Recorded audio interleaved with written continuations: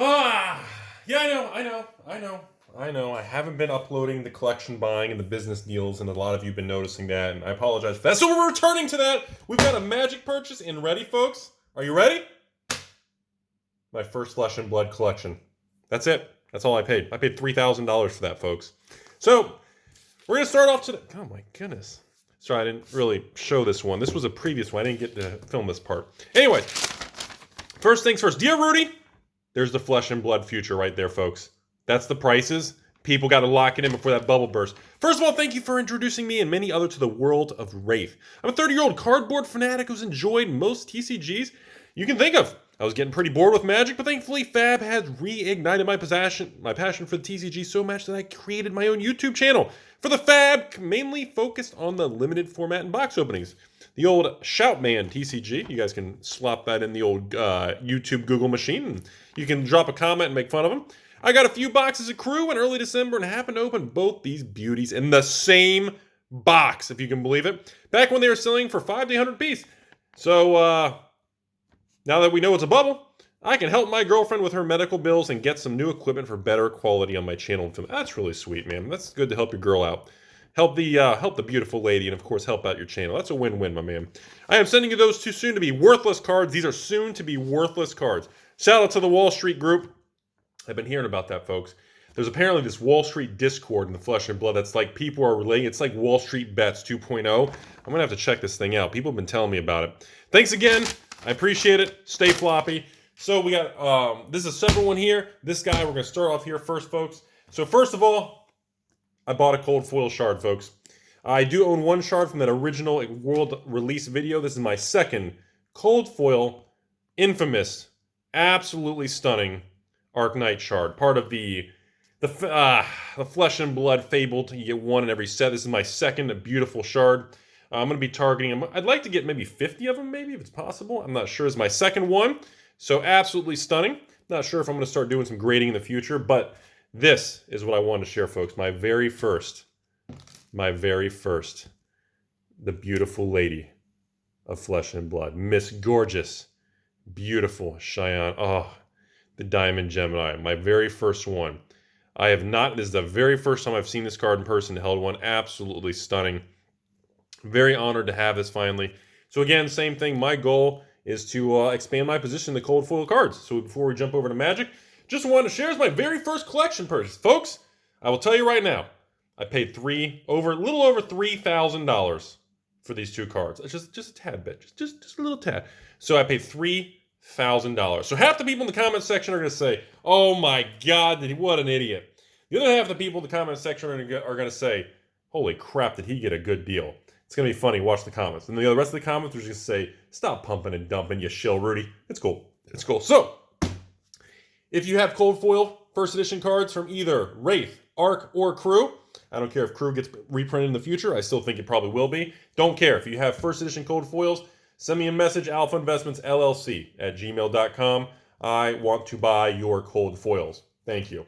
All right, so now we're jumping over the Magic world. I want to share something interesting here. So we got this binder here. I don't think I got to show this one before. I had it in the office here. It had notes saying it's supposed to be filmed. So I apologize if I already showed this. But I don't think I did.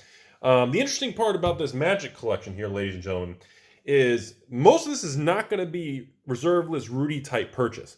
But this was something I had to inject money into and actually acquire because it was part of a different collection that I had purchased recently, well, a couple of months back. And I didn't get to film and discuss this part, so I really wanted to revisit this and give you my thoughts on these different types of cards. You know, I've been so wrapped up with the Pokemon boom, the Flesh and Blood thing, and everything else going on. I wanted to swing back around to this, and I want to go over some of these cards. So first, you got some of the original OG Innistrad lands here in a white bordered reprint from the old, was it 8th or 9th edition? Of course, those things have been reprinted a million times. If it's a 7th, 8th, or 9th edition, unless it's a foil black border, nobody cares. Innistrad lands like this, they're great, they're cool, sell them. No long-term real growth or excitement.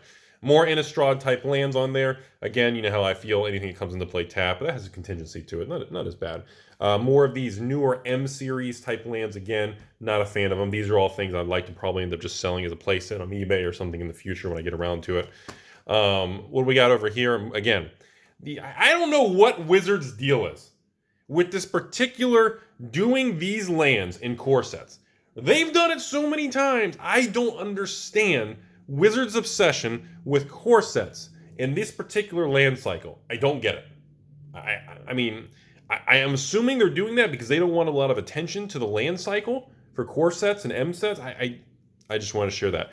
Not a fan of them at all. I don't think they're ever going to be worth anything. I think they're good, cheap, or just, casual play. They're enjoyable to play. But at the end of the day, I'm just not a fan of this land cycle, of these cards. I always sell them. There's a bazillion of them out in the world. I'm just not a huge fan. It is what it is, folks. So now this is where I want to get into some of the more interesting conversation, ladies and gentlemen. On this page, we're looking at some the old Shockies. Okay, we got the old RTR Shocks. There's no new third generation Shocklands, which is the Guilds and Allegiance. These are all second generation RTRs and Gatecrash era. And of course, Dragon's Maze era also, because again, you can get 2 shocks per box in Dragon's Maze. We go through this every time, folks. But, like for example, this is something, there is one type of Shockland that I do keep. The original Guild City of, the original Ravnica City of Guilds, or, what was it, Dissension? Guild Pack? The very first original Shocklands from a long time ago with the original art. These are my favorite. These are the only Shocklands I personally actually do keep. Number one, the foils are super tough to get. There's not a lot out there. And two, I just feel the artwork. Like here, let me give you guys an example here. Let me just put, seriously, let's just be very blunt about the whole thing. Look, let me show you something. I'm going to take it. This is an RTR artwork. It's all about the artwork, by the way. Look at the frame of the card. Look at the artwork. Not ugly. It's cool. It's fine. Nothing dramatic. You can see the kind of the text and how it's written compared to the original one. Not much difference. Might even be almost identical. What RTR's got a little flavor text down there. You got different artists. Overall, the card frame's a little bit about the same. But look at the art. It looks fine. It's kind of bland. Look at the original art on these things. Look at the detailed craziness. Look at the seriously. You put it side by side and you look at that and you go, whoa. And then all of a sudden, that looks really bland and more watery color. That's what I'm referring to. That is essentially the reason why I actually keep the original ones. I have a stack that I always kind of keep, the very original Shocklands. Now, I don't go out of my way to actually buy them, but again, when they come in large batches, I actually do keep those. Same thing with original Onslaught fetches. I actually just like the originals. It has a different vibe to it. Now, all these other things, again, I know some of these shocks have gone up pretty good. There's certain ones, like the Breeding Pool specifically. I'm still, Steam Vents was always a nice one. Blood Krypton, I'm just not a huge fan. Here's some Gatecrash, the old Stompings. We're back to RTRs. And here's another good example here. Look at this. You got the Fountain, which don't get me wrong. Looks fine. Not complaining. But look at the original Fountain. Holy smokes. Look at that. So that's my waste of 2 minutes of everyone's life talking about the Shockland thing. I just wanted to really bring that to your attention. So I actually do keep the original on there. It's the same thing with Sacred Foundry. Fine, I'm going to do it again. I know I'm irritating you all. Sacred Foundry, not bad artwork, kind of bland. Seriously, look at that. Seriously, doesn't look bad, but look at this. Holy smoke, look at the detail of that Foundry. Look at the difference. That's all I'm getting at. That's my entire point of kind of bringing that to everyone's attention.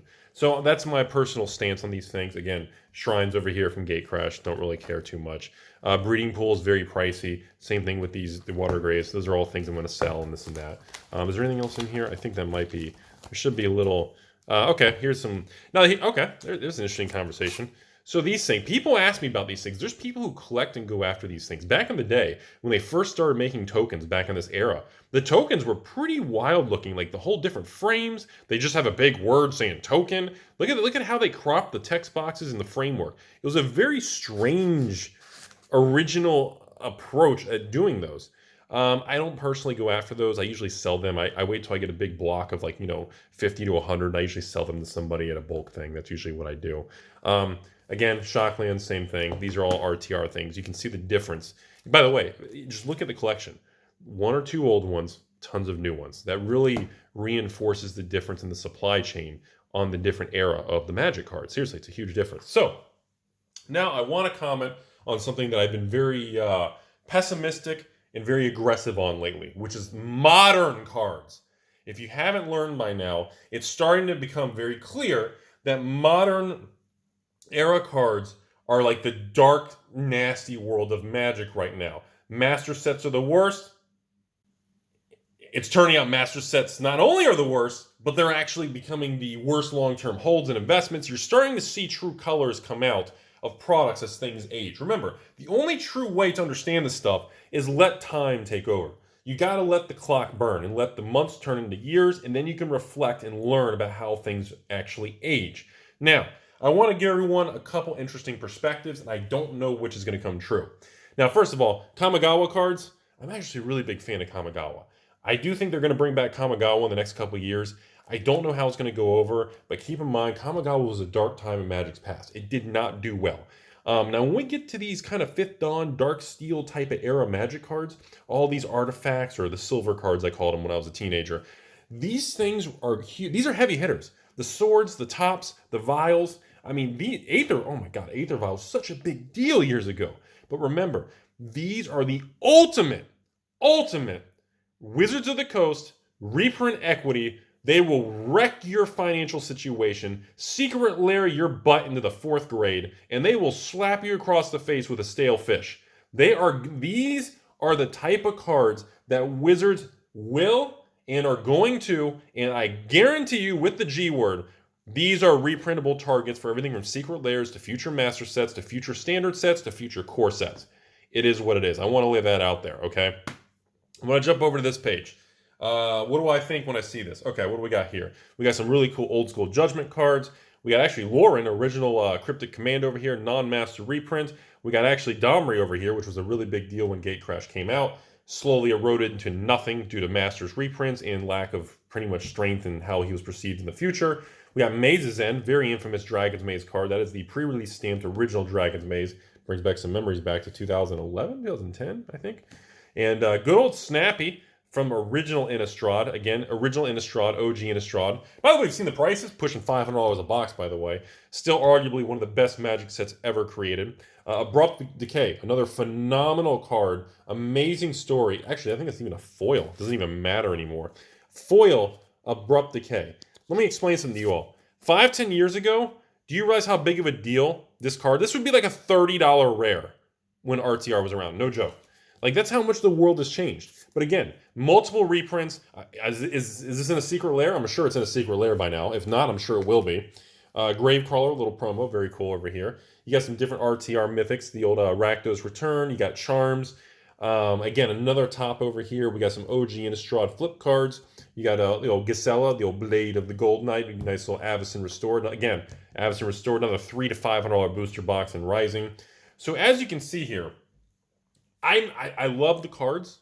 They're beautiful. These are great, iconic pieces of Magic history from 2010, or I'm sorry, 2005 to 2015 through 2010. But from a collector investor standpoint, these are not cards you want to build positions in. Okay, that is my current perspective. But I gotta lay out the giant but. You guys know I love the curves. And here's the problem. Wizards they can, and they're going to change course.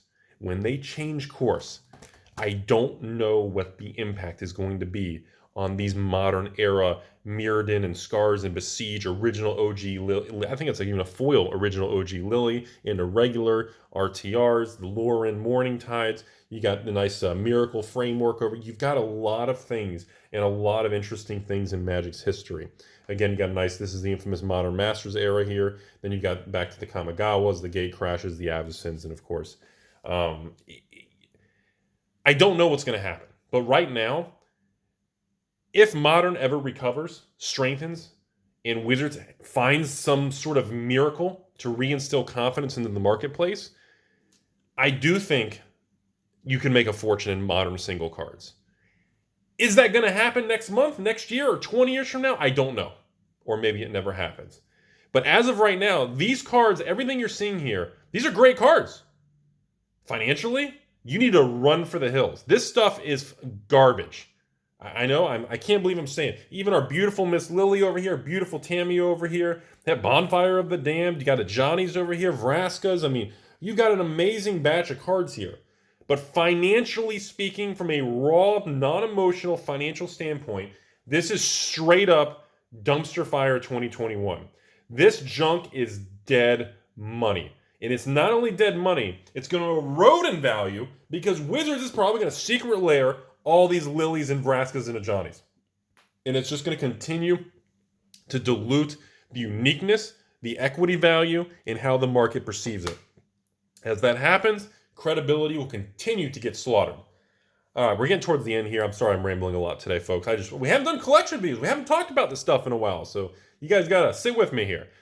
Split cards, I can't stand them. I'm not even going to read the cards. I'm not going to acknowledge them. Most of these are probably, Dragon's Maze era garbage.